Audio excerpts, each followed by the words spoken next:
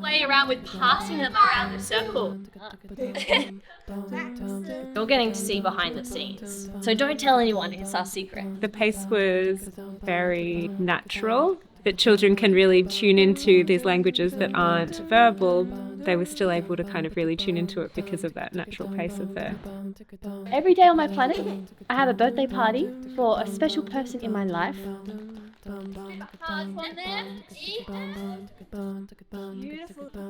are lots of different elements. I particularly liked the puppetry.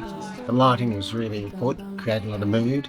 The audience interaction was really quite engaging. They were quite impressive. I thought you did a good job with those.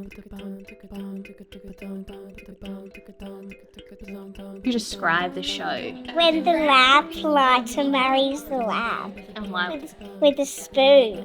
why was that your favourite part? Because she was doing it with the spoon and then you were pulling apart the actual rope that she was meant to be doing it with. Yeah. If the guinea pig were to watch the show, do you reckon she'd like it?